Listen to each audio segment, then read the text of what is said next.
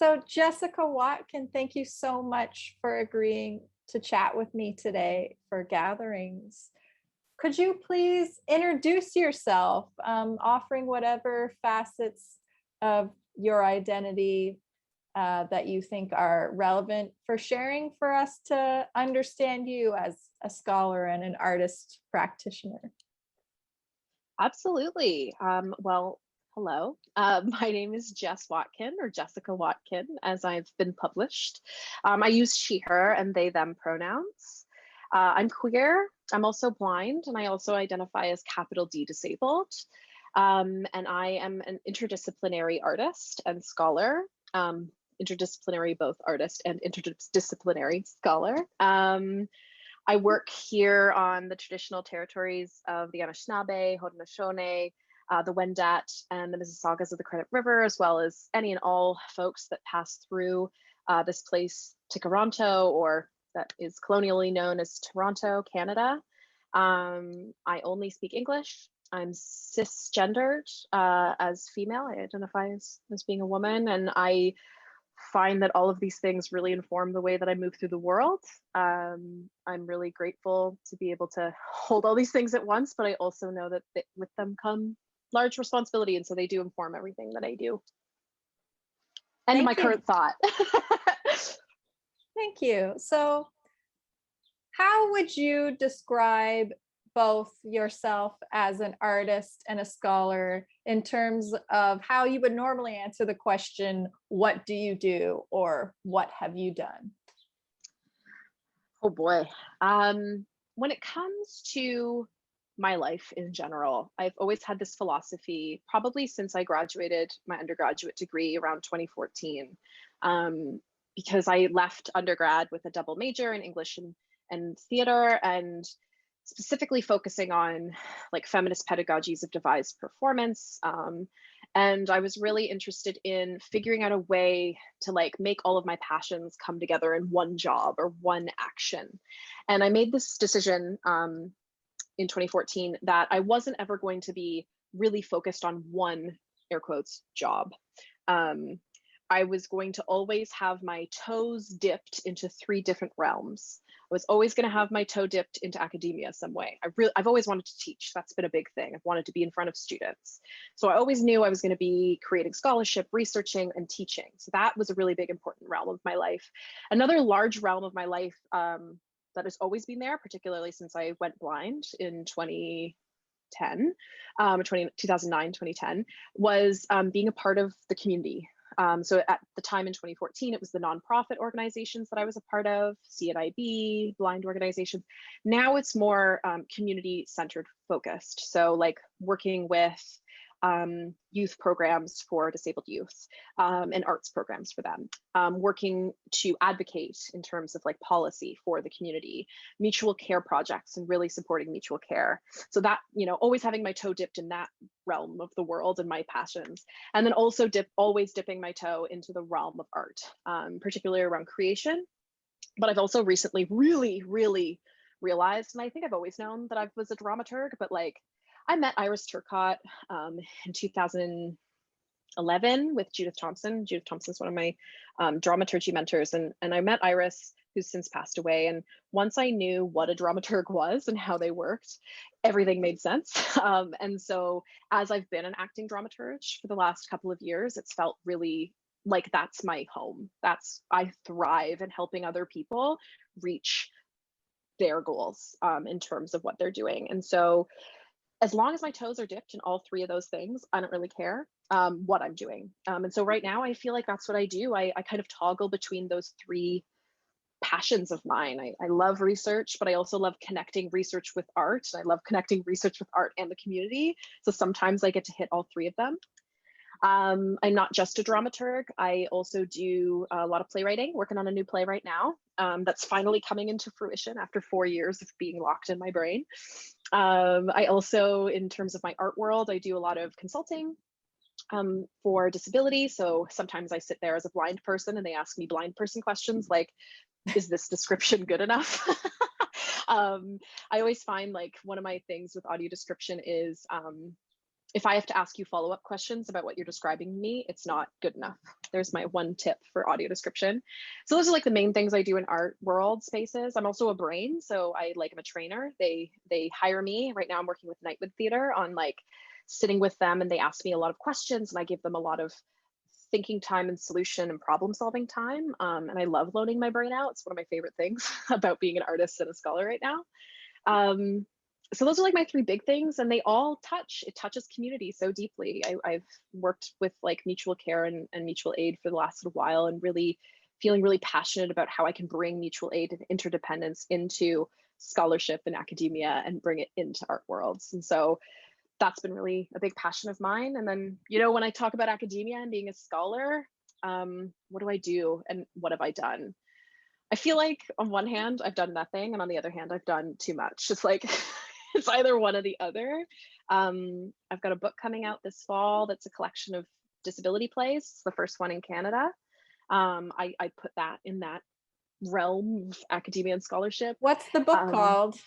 Oh, yes. It's called Interdependent Magic, Disability Plays in Canada, or disability performances in Canada. And it essentially is all of my case studies for my dissertation and all of their plays, and some really dope interviews. And it's a really good primer for hopefully Canadian theater institutions and teachers to take and be like, oh, now I can actually teach disabled plays without just teaching some of the most ableist ones that are probably on people's minds when they think of disability. There's like 2 plays from historical canons that touch on real disability. And so yeah, I feel like I've been trying really hard within my scholarship to center access and interdependence and care. That's a really big part of my work, both as a teacher and as a scholar. And I also really want to use accessible language, accessible theory.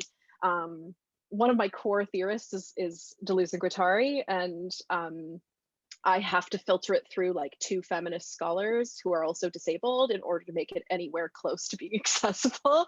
And so it's really interesting to kind of do those toggles of like making things not jargony, making them actually able to be understood, because it's a goal of mine to have my scholarship used in both the art world and the disability community. So it's not really meaningful for me to like publish in non-accessible spaces or with journals that I can't actually access, or like friends of mine can't access publicly on the internet. Like I'm really into open access. I'm really into figuring out alternative modes of disseminating research and information. So like something like this is like dope, because it has a transcript and it has my face as opposed to necessarily reading through a scholarly article. So yeah, I take all opportunities that come my way, podcasts, publishing some articles, attending conferences, things like that. And it's been really fulfilling. It's been really fulfilling to keep those 3 kind of fires always burning.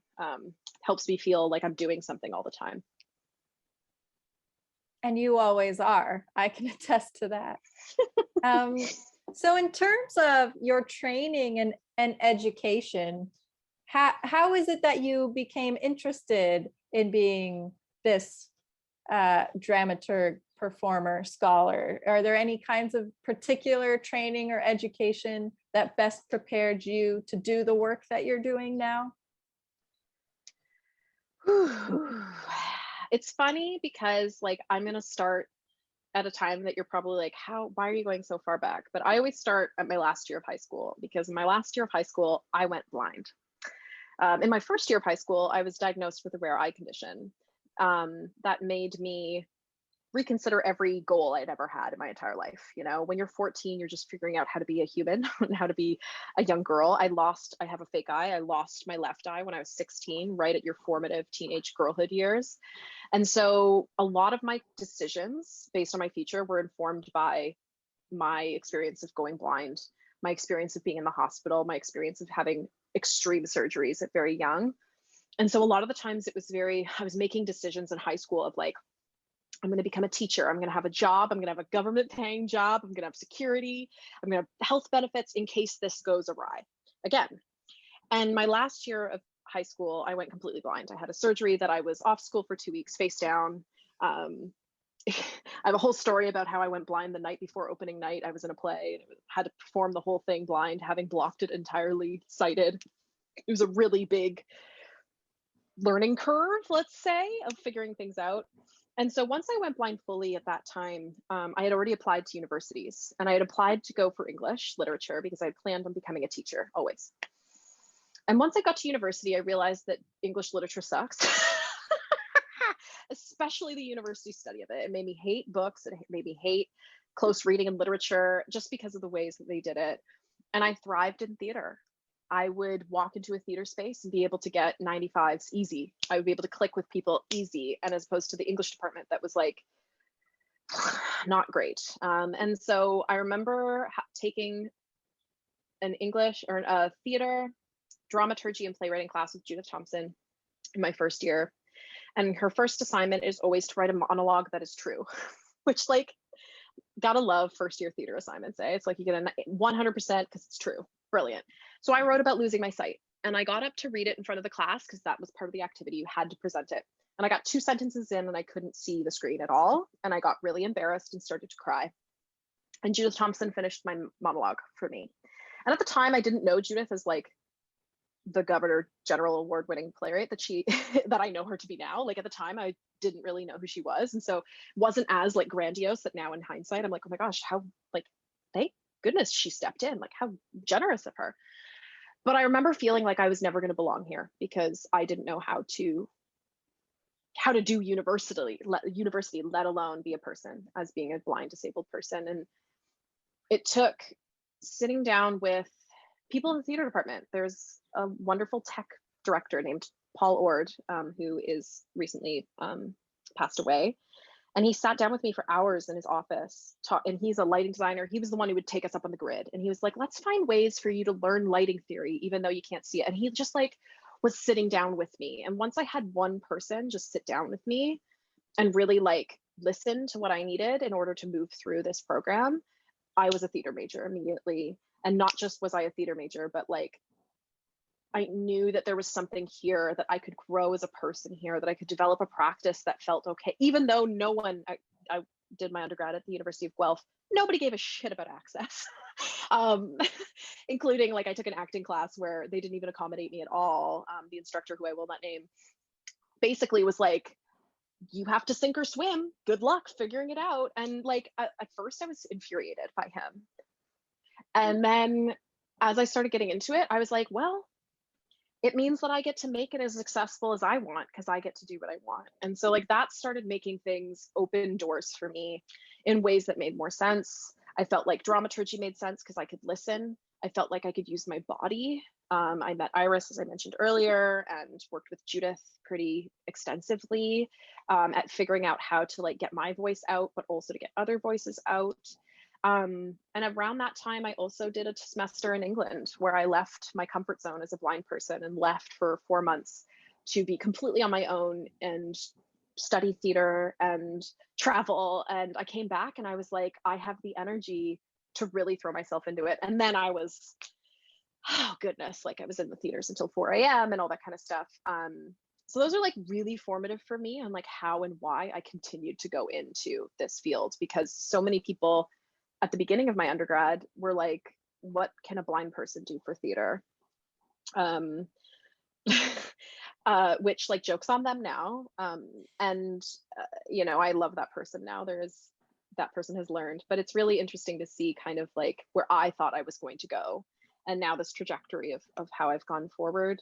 And then it got to a point where I didn't always know I wanted to go into academia, but I always knew I wanted to make things better. So as I went through theater school, I don't know, didn't have to take notes. It was quite obvious what was accessible, what wasn't. For me, I can't read the script. I can only read it if it's on a computer. Like there's lots of things like that. And so I remember graduating in 2014 and thinking, I want to make things better for people. So I'm the last student who has to come through here and fight this hard. And that's, honestly, I walked into Stephen Johnson's office while applying for the PhD here. And I wanted to talk to him a little bit about, at the University of Toronto, I wanted to talk to him a little bit more about like what would happen when I got in. And I remember saying to him, Stephen, this is the project I want to research because I want to make things better for my community and for theater education for disabled students. If you're not going to help me here, I'm going to go elsewhere. Because to me, the project has never exactly been my project of like the dissertation, but also the research that I'm doing has never been rooted in an institution because of those three pillars that I'm always following. I can do research in the community space. I can do research in the artistic space. And so I feel like what actually has helped me also has been these two other art spaces, learning from the art spaces that I've been a part of, learning from the art processes and the artists that I've met. For example, at the Republic of Inclusion in 2017, going for 2 weeks, being paid as an artist, getting all of my food and housing paid for me, transportation covered, and then being able to come into a space with 40 disabled artists and learn from them. Like, those opportunities have been so invaluable for me to form this idea that my scholarship isn't just connected to the institution, and my art isn't just connected to the art world, and my community work isn't. So it's kind of like all of these things kind of inform each other. But yeah, that's kind of how I've come to doing the things that I'm doing and making the choices that I make now, have really been from those formative experiences. And then ultimately, everything that I do is informed by the way that I was treated when I was learning, the way that I was treated when I learned how to research, when I learned how to create theater, and really not rebelling against those traditional norms, but finding ways that actually work for humans like me. And so, yeah, sometimes that comes up in dramaturgy. That means I sit in a room, in a rehearsal room, and I'm just the person in the room who takes care of the disabled people, who's just going, does everybody have a water break? Has everybody had a pee break? And that doesn't seem like a dramaturg's job, but that's what that means in some of these spaces. And I've learned that through that lived experience of attending events or attending certain rehearsals or being in classrooms where I'm like, oh, this is being forgotten. Okay, this is how I've learned. So it's almost through the gaps. I feel like the gaps of my education have kind of offered this like very strange roadmap into where I am now. I'm curious about performances that you've worked on as a dramaturg where you felt this is really working. I mean, I was just talking about where I was being the person being like, do we have enough breaks? Which was with the process of Literally Titanium by Ophira Kaloff, which has probably been my biggest to date dramaturg piece, only because I was with her since like the beginning of the project and moved through the project with her. And I remember meeting with her in a coffee shop and talking about ideas, and even applying to like perform the performance, for example. One of my biggest dramaturgical suggestions, that Ophira did not expect. She called me and was like, "How long should we say the play is?" Because they're asking me how long the play is and we haven't finished writing it. And I was like, "Dope, good question. What's the max you can request?" And she was like, "Oh, I think it's like 115 minutes, or maybe it's 60 minutes or 75 minutes. But the play's not supposed to be that long." And I was like, I get that. I hear you. However, it's my job to remind you that you have chronic migraines in a massive wheelchair, and it's going to be January when we perform. And you might need to be, because it was a fringe, like the Next Stage Festival, they're very strict about time. And so I was like, why don't we ask for the longest amount of time that we can possibly get, so that if there's something goes wrong related to your disability or someone on the team's disability, or you're just slower that day, then we can have the amount of time. And I think that was the first time that like I really made a decision for the production that was not necessarily tied to capitalism, tied to the success of the show. Like, that really was what my voice was. We had another producer, amazing, Alia Razul, who like, she wasn't the capitalist, but she was definitely the person who was like, but is this going to make the most sense for the space? Is this going to make the most? And I was like, no, this is the most sense for Ophira. This is the most sense for the performer.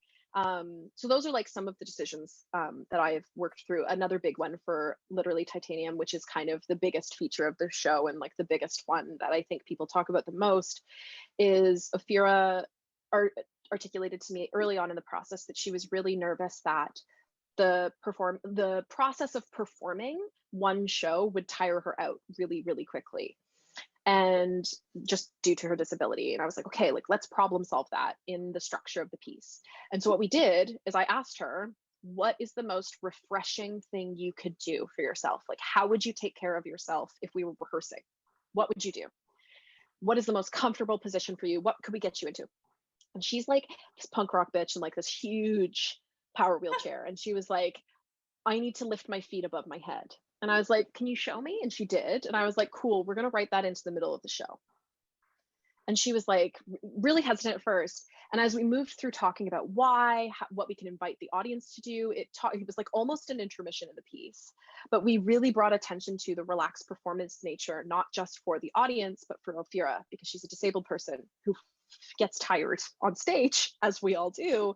And so, you know, building in that refresh time, that moment of rest, was such a huge decision that I made, that she made, based on, you know, my dramaturgical suggestion. And like now I'm writing a dissertation about what disability dramaturgy is, and I'm learning about no spoiler alerts for my dissertation, but I'm learning a lot about disability dramaturgy. That specific brand and taste of dramaturgy is really about caring about the disabled person, as opposed to the production and what the people around, like what the audience might think, and prioritizing their needs in a way that doesn't look like it's, I mean, it's going to look awkward and clunky. I always talk about being a blind person and how I'm always kind of a clunky person because I can't see, so I need things to be described to me.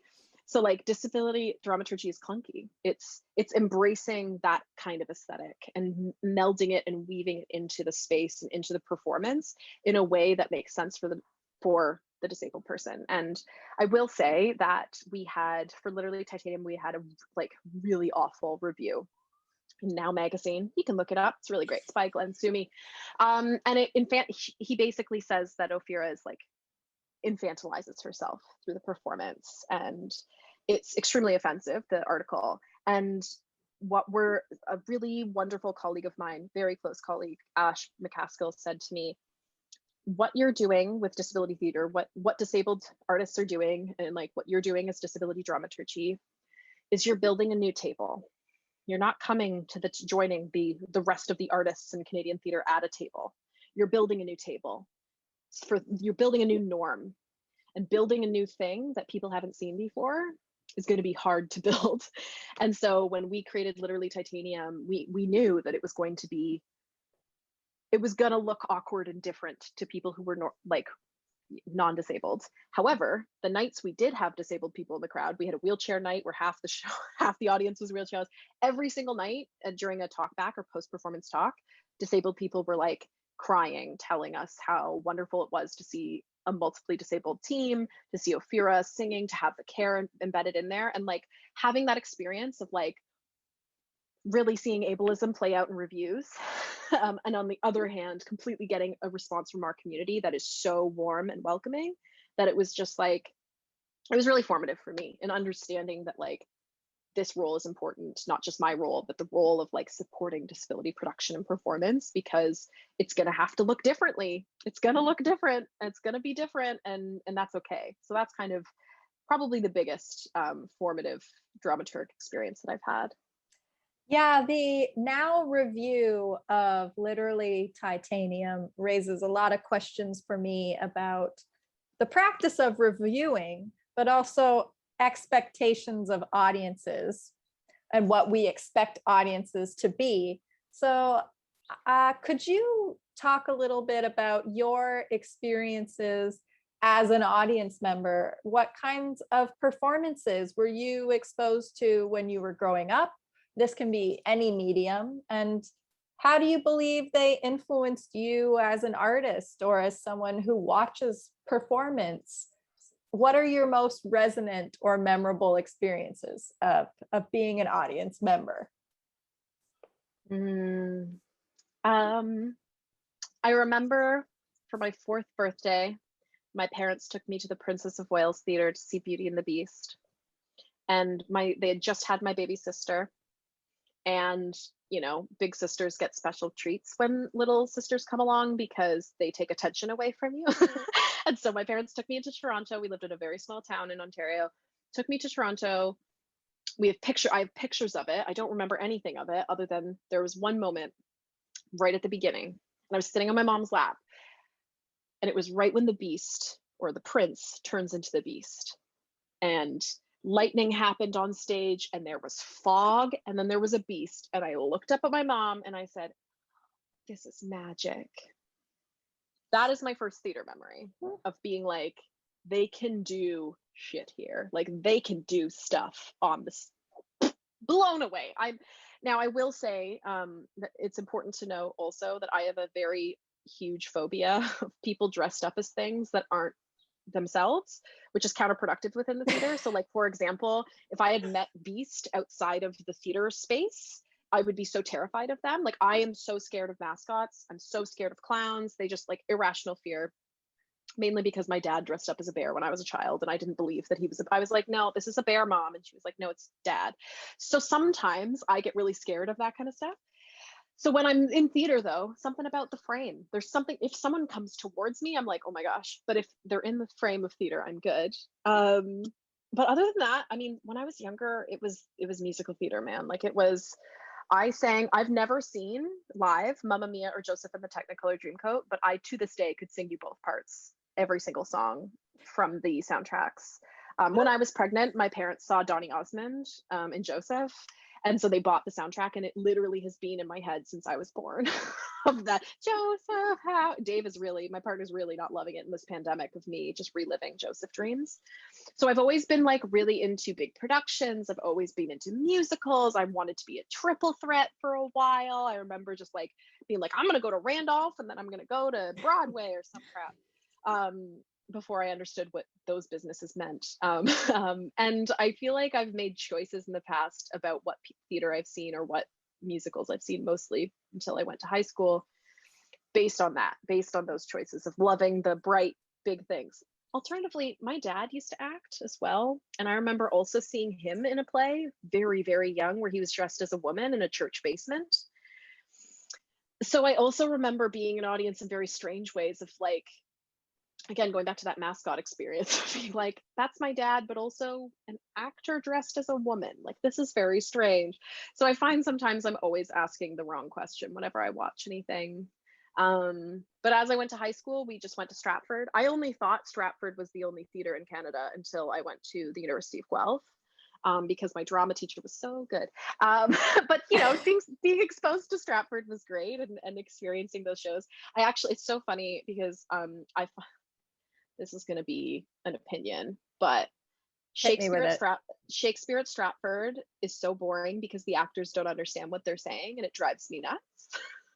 And so I've seen so much Shakespeare at Stratford that I actually don't know if I could see an actual Shakespeare play and believe that they know what they're talking about. Like, I feel like if I saw, like, I've seen like Prince Hamlet here in Toronto, and I'm like, I feel like they get what they were saying better than Stratford in 2006 or whatever I went. But yeah, I feel like as an audience member now that I know that other things other than Stratford and Broadway exist, the shows that I'm choosing to see pre-pandemic were shows that would make me feel something and think things. So that's kind of where I'm at, where if I'm going to a fringe show, I'm trying to find the fringe shows that are actually trying to do things in the world, as opposed to trying to just get famous doing theater. I also find myself pretty much going to see shows that have like disabled or non-cishet white people. Like my goal as of entering graduate school the last 5 years has been like, if I'm going to go see a play written by a white man, it better be the best play I've ever seen or like highly recommended by somebody, because I feel like I'm much more interested now about experiencing stories that are completely and totally either different entirely to my experience or that are so close to my experience that they like rock my world. I guess I'll tell, just to finish it off, I'll tell one experience of being an audience member that I think is really valuable as a blind person. So like, now that I'm blind, I went blind when I was 18, is that I can't necessarily see people's faces on stage. And I can't really see gestures unless they're huge gestures, right? If they're just like little hand things or anything, I can't see them. So everyone thought that I'd really love audio description. But the problem about being an audience member when you're listening to audio description is that silence is gone. So any intentional moments of rest or processing that's been like choreographed as a director into a performance is gone when you're listening to audio description, because in those gaps they're describing to you what the hell is happening on stage. And I hate that because I love the silence in theater. I love that, like I love it. And so I was I was seeing this show at the Berkeley Theater in Toronto, the Canadian Stage Berkeley, back Backspace, I think. And it was a show called Asylum, and it was an entire dance piece. And like, I remember going and being like, ah, crap. Because like, it's not audio described. And it's only dance. And I sobbed most of it. I mean, there was also some audience participation that was unconsensual and like wasn't a fan. I will say, as an audience member, like, please God, ask for consent before you engage the audience. Like, I was handed a microphone, and it was a show about sexual assault, so like it was extremely strange why they didn't have consent. But the dancing, that there was chalk on the ground, and they were and I just, listening to the feet scuff, listening to the breath, listening to the breaths together, like that to me, so much more meaningful for the way that I accept and understand performance. Like, no, I can't see who it is, can't see their gender, can't see their skin color, can't see the, beautiful movements they might be doing in terms of dance. I clearly am not a dancer. Very intricate dance movements that they're doing. But I can hear them, move through them. I can listen to them. I can feel the energy in the space change. And for me, oh, that's what it's about. It's not about understanding the story completely. It's not about learning. Well, it is, but for me, it's about feeling and like feeling connected. And I don't always feel that when I'm watching the best show in Now magazine. This one was just like I think it was a George Brown, or maybe it was a Humber class. Like, it was a school project that was just in Canadian stage. And I just like, I want to hear people breathing as an audience member. I want to feel connected to them and not necessarily visually connected. And that's not just because I'm blind. I just think that like, there are so many really interesting elements in a performance that go beyond those viewpoints. And I'm dating a lighting designer. Like, I understand viewpoints, but like, I also am like, but what if we engaged people with the lighting in a different way than just how they can see? What about if we think about how it makes them feel or connected to or whatever? So that's kind of like a very, again, roadmap-y understanding of my audience experience. But I feel like sometimes people think that I like am not getting it or would prefer to have something more accessible. Like, some people apologize when they invite me out to shows or to see something, oh, there's no accessibility. And I'm like, no, I prefer it this way. Because for me, I always remember whenever I say I hate audio description, even though I work, that's like one of my prime jobs outside of academia, is mainly because I think that, why is my experience of your performance just because I can't see the intricate details? I'm still receiving a story from you. It just might not be the story you intended or you crafted or curated, but it's still a story. My experience of a performance, just because I can't see the intricate details, doesn't mean I'm not experiencing the right performance. And I love to tell artists that, because most artists really love to tell the story they are telling, and that is the story, and there's no other interpretation. And I'm like, you can't control everybody's brain in the audience. And I love that. That's probably my favorite part of theater, is that I get to decide what I get out of your show, and you don't get to tell me, even though you've offered this performance to me. I could be like, oh, well, it's about grief. And the person I went with will be like, it wasn't about grief. And I was like, well, it's about grief to me. And I just walk out. It doesn't matter. That's the beautiful magic of theater, So yeah, I'm that's really curious what your experience as an audience member has been since we've been in lockdown for the last 15 months. Have you attended any online performances as an audience member? Sure have. I also have an article that's just been published in CTR about this, called Meditations on Mediations, which maybe we can link to on this page. But I had tickets to go see Hamilton, and we watched the Disney version that came out in July of last year, and it's not the same when you're not yelling nonstop with like the rest of the people in the space. So there's one thing that I have where I'm like, we cannot imitate the experience that we're having in person. It's just not going to happen. Just not. Like, I think everyone, and I think we have, especially in Canada, we've all kind of thrown up our hands and been like, it's going to be different, and that's fine.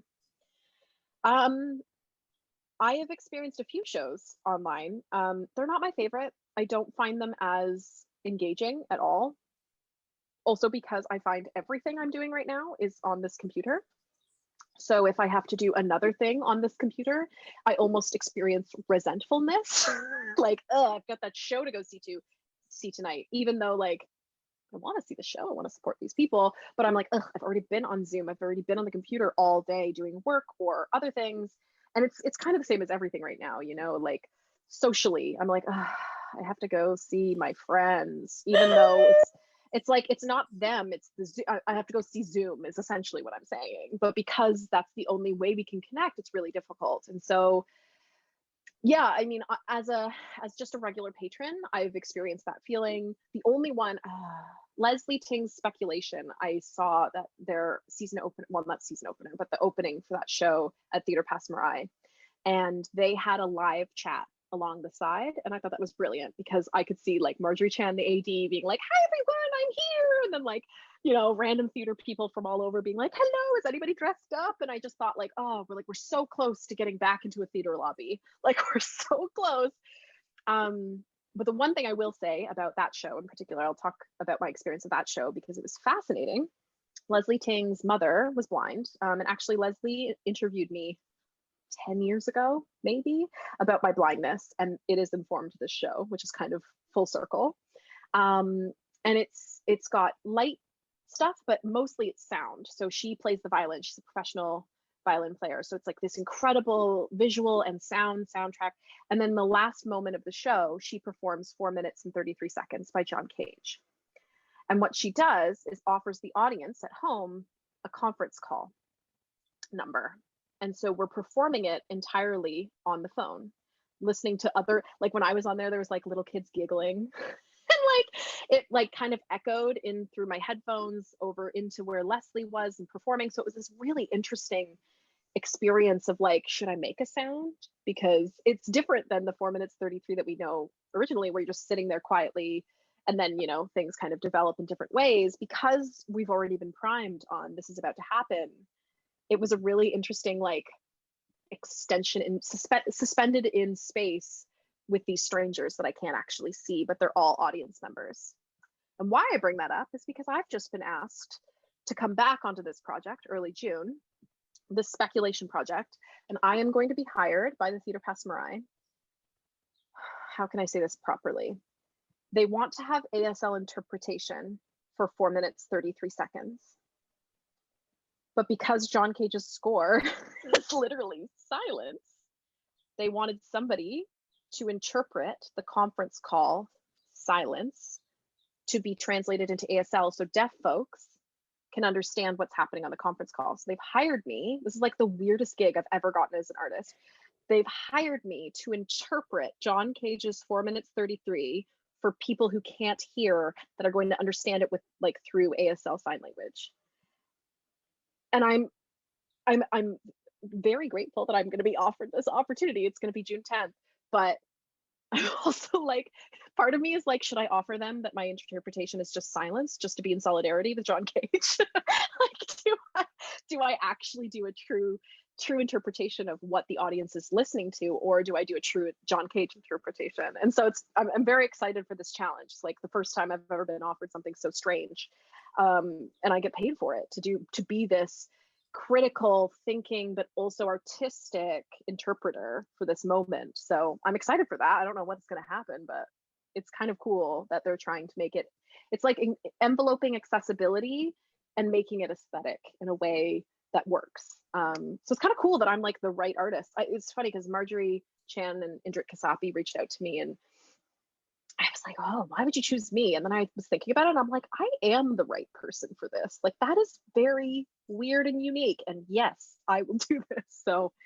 that's kind of been my experience right now. I mean, I won't say that I love online performance, but I think that some of these kind of interdisciplinary audience engagement with like very passive audience engagement, for example, 4 minutes 33, is one way to kind of invite the audience in a little bit more than just like laying on your couch watching a Daniel MacGyver play, which also I did this past year. So yeah, that's kind of my thoughts on that. Yeah, you've got me for the first time in the last 15 months. You've got me really interested in a virtual performance. right? So thank you for that. Happy to help. You've kind of touched on this a little bit already, but I want to draw particular attention to it. So what or who are some significant people who've influenced your work as an artist? And this can be, or your work as a scholar as well. So people that you've worked with or people you have found very influential that have helped you develop this particular three-pronged dramaturgical approach that you have? Ooh, I feel like for me, it kind of starts at like who I've read, who I've worked with, and who I admire. Like again, I like categories. It really helps me organize my thoughts. So like for example, like Sarah Kane, big playwright influence. Anybody who does like automatic write. I'm a weird art person. Like my actual art is weird art. So like this is the other thing. Like I've worked with a couple amazing dramaturgs who have helped me. Judith Thompson, Janet Sears, Marjorie Chan, Alex Bulmer, like worked with me. And I'm learning that I don't work off of a five act play structure. I don't work off of like beginning, middle, and end. I work very differently. And I'm learning after working with Alex in particular that a lot of that is informed by my disability. And so as I've started to work with more disabled folks, it's become a little bit easier to kind of understand some of what I'm doing. And so, yeah, I feel like in terms of artistically, people who have helped bolster these ideas, Debbie Patterson is this incredible wheelchair using boss ass feminist disabled creator in Winnipeg. She runs Sick and Twisted Theater there, and she acquired her disability just like I did, which like in the disability community, it's not like people are fighting because I was born disabled or I got my disability later on in life, but there are different experiences. So actually being with artists who gained like Alex Bulmer gained blindness as she pretty much similar timeline as me. She went fully blind around 28. I was about 18. So that's, but we started losing our vision at the same time. And so like that kind of connection really helps because it helps inform the understanding that we have of the world around us. We have when you've acquired your disability, you have an intimate knowledge of the non-disabled world as well as the disabled world. So yeah, Debbie has been really great for that. Alex has been really great for that. Petra Kuppers has been really influential in the way that I understand. I mean, read anything by her and you'll know like how she just envelopes and threads and weaves care into even just everything she says to you.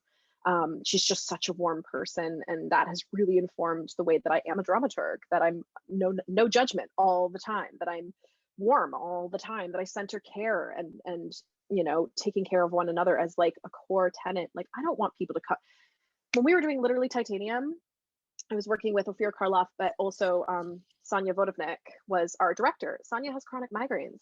Like if we had to cancel a rehearsal, we were like, yeah, that sounds great. Like it's fine, because we just like are like, no, I'd rather you not have a migraine while we rehearse. Like it just, to me, it's common sense. I understand it's not to everybody, but like we would just cancel a rehearsal. We just booked twice the amount of rehearsals, knowing we were going to cancel half. Like that was just the practice. That was my dramaturgy. So thinking about the people who've really instilled that in my life, my supervisor, Nikki Cesar-Shatsko, constantly being like, rest is doing the work. Taking care of yourself and taking care of the people around you is understanding disability practice in Canada.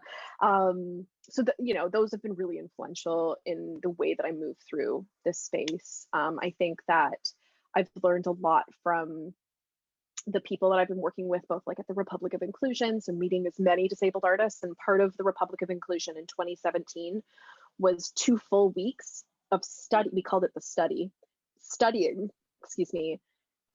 drama, the ways that like Debbie Patterson was given a full day, and you can present on the way that you do your work, and we'll discuss it as a group and ask you dramaturgical questions.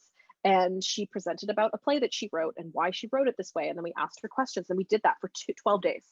And it was just so, at that point, I was like 1 year into my dissertation, having a hard time at the time here in Toronto, dealing with some social justice stuff and really kind of struggling and being welcomed into this community of people who were so vibrant and creating pieces. Like, I met this one woman from Newfoundland who performed a dialysis treatment on stage.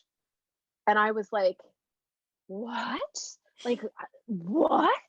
And what actually happened is she only did an hour and a half show and then had to stay in the theater because dialysis takes like 4 hours. So after the audience left, she's just in the theater. And that was I think that was her PhD thesis, was actually a show about her dialysis. And I just feel so, every time I meet another disabled artist, and I believe her name was Leah Lewis, who I can double check for you. But yeah, just like every time I meet a disabled artist doing work in their cool ways. Lois Brown's another one of those people who just like, one of her pieces is just throwing a plastic bag in the air and watching it fall. And the context is her boredom when she was in the hospital having chronic illness. Like, just people who use their lived experiences in creative ways, just light me up, like light me on fire, in ways that like, I just want to be with them all the time. You know, I want to see Justin Manyfingers like working out the dramaturgy of his next Blackfoot ASL piece by using the structure of a Natoyas, which is a Blackfoot in Calgary, the Blackfoot teepee structure, and using that as a dramaturgical structure. Like, I want to watch him do that in practice and see how that works and see how he leads in a way that's different than others. Like, that to me gets me going, as a, honestly, other than like going and seeing a polished show. Like, I would rather watch somebody throw a flipping plastic bag in the air than watching a show online right now. But I actually find it exciting and engaging to try and figure those things out. So, I mean, like those are, I mean, I could probably name so many people. In terms of my scholarship, it's similar because it's those artists. And it's also, oh my gosh, I'm going to do this and I'm going to start to cry. But like watching people who I started with, people like you and our colleagues Jarrell and Julia and my partner and my friends Ash and like other people like Kelsey Blair. I'm going to just say everybody's name on here because they're all going to see it. But for me, it's like watching us do our shit, like watching somebody stand up and give a presentation or teach a class or teach a moment of a class, to be able to, I don't know, it's just so motivating to see the people around me also trying. And I think that for me has been integral to the way that I understand how to be an artist and how to be a scholar, is that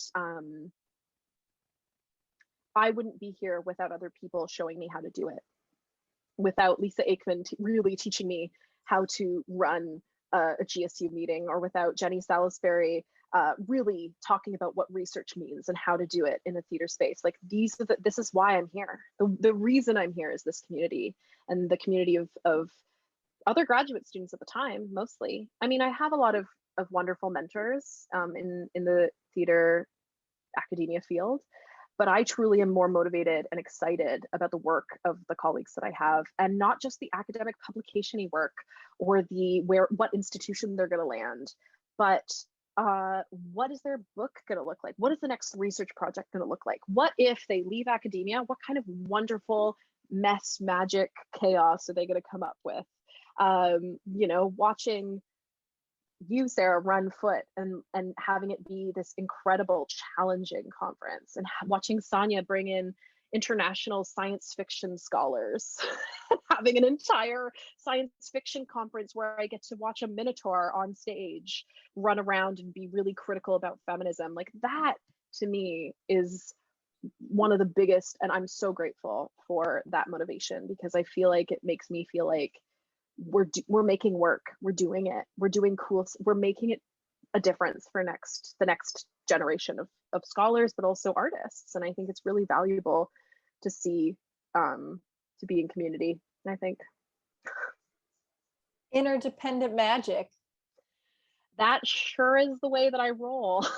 Non-hierarchical care. I mean, it's really the core of who I am. I wouldn't be me without you, you know? Oh, same. I think that's a beautiful place to end. Well, thank you so much. Thank you, Jessica. I mean, it's always a real pleasure to chat with you.